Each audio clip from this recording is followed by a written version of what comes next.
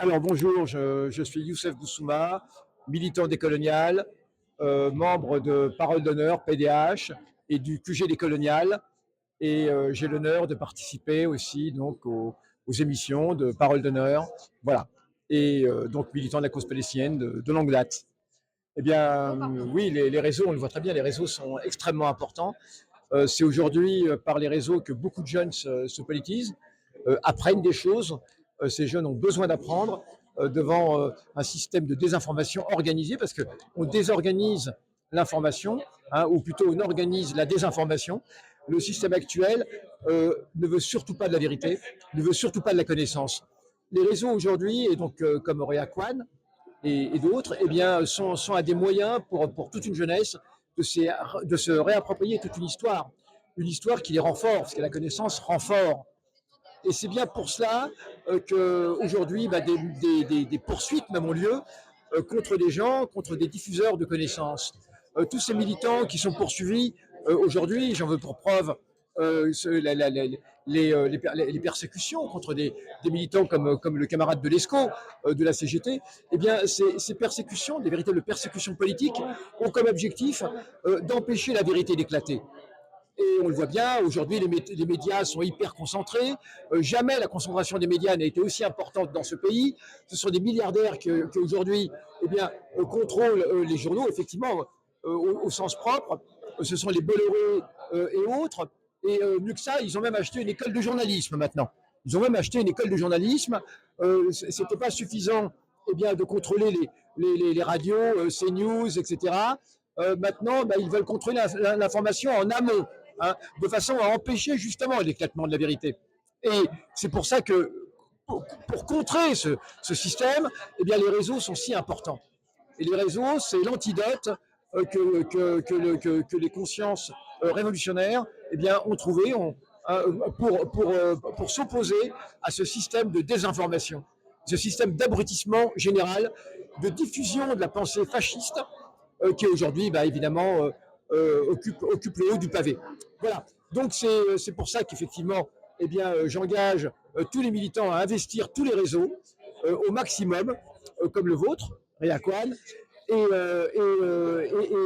de façon à contrecarrer ce projet d'abrutissement général qui est à la base même du triomphe du capitalisme et de l'impérialisme. Salam à tous, moi je m'appelle Ouria Boutelja, je fais partie du QG décolonial et de Parole d'honneur. Anciennement j'étais membre du Parti des indigènes de la République, qui est une organisation décoloniale. Et nous ce qu'on a fait aujourd'hui c'est présenter le livre Contre l'antisémitisme et ses instrumentalisations avec Maxime Benatuil. Et donc c'est un livre qui est sorti aux éditions La Fabrique pour dénoncer l'instrumentalisation de l'antisémitisme pour étouffer les voix pro-palestiniennes. Et en même temps pour expliquer c'est quoi véritablement l'antisémitisme. Parce qu'en fait, on a tendance à oublier que, d'une part, l'antisémitisme existe réellement, que c'est un racisme comme les autres, mais qu'il n'est pas au-dessus des autres racismes, que c'est un racisme véritable, qu'il existe toujours, voire, malheureusement, qu'il a un avenir devant lui, mais tout comme l'islamophobie, tout comme la négrophobie, tout comme la romophobie, parce qu'en fait, différentes catégories raciales subissent ce que nous on appelle le racisme structurel en France, qui est une émanation de l'État.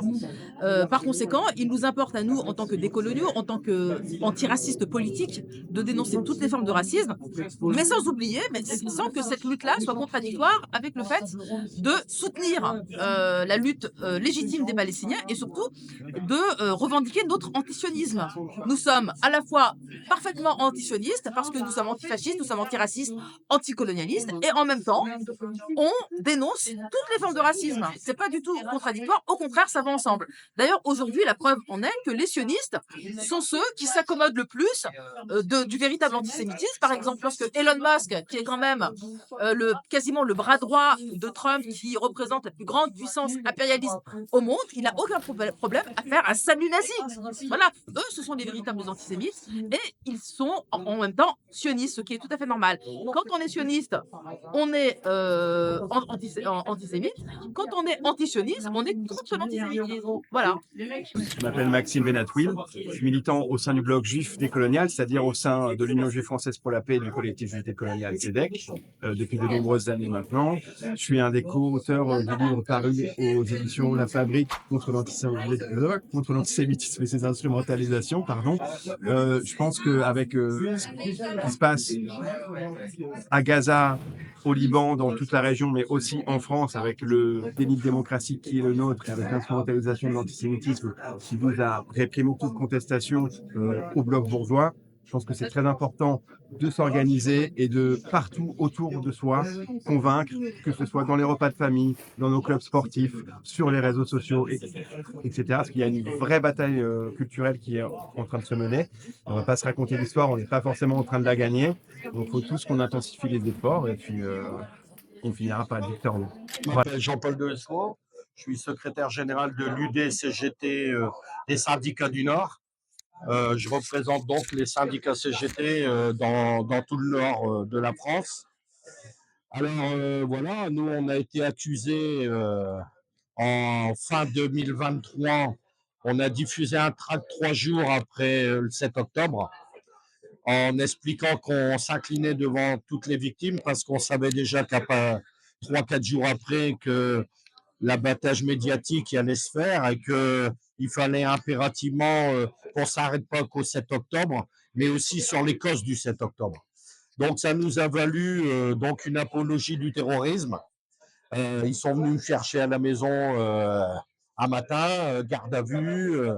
Voilà, on est passé au tribunal le 28 mars avec un rendu de jugement au mois d'avril. Et donc accusé, 1 an de prison avec sursis. Et puis après, de l'argent, 5 000 euros, 2 000 euros de l'autre côté. Et donc, aujourd'hui, on est en appel. Toujours pas de nouvelles par rapport à cet appel. Bon, ça risque de tomber dans les semaines qui arrivent. Et puis voilà, nous, on continue le combat qu'on mène, hein, puisque dans le même tract, il y avait 2 autres initiatives. C'était Salah Hamouri qui venait début 2024 à l'UD du Nord pour expliquer ces moments de détention dans les geôles israéliennes et aussi le combat qu'on mène depuis maintenant quelques années et on verra le 20 février avec la libération de notre frère Georges Ibrahim Abdallah. Donc voilà le combat qu'on mène à l'UD du Nord. Donc, c'était tout naturellement qu'on s'inscrive dans la journée d'aujourd'hui et qu'on ait le débat. Et avec, bien sûr, avec les citoyens, avec les militants qui le souhaitent.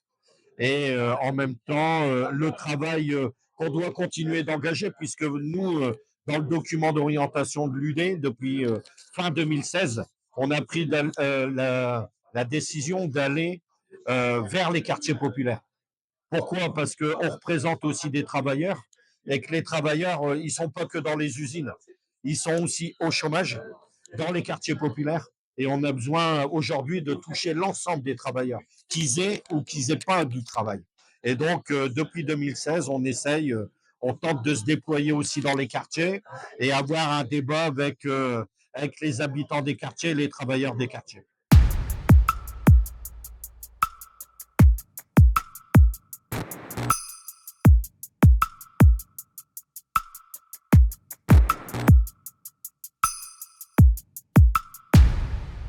Je t'observe Palestina, plus on pense à toi, plus on se bat pour toi. On te voit souffrir en silence, on t'aime Palestina, plus on pense à toi, plus on se bat pour toi. Garde espoir, la France se réveille doucement Palestina, plus on pense à toi, plus on se bat pour toi. On essaie de sortir d'enfer du diable d'Israël, plus on pense à toi.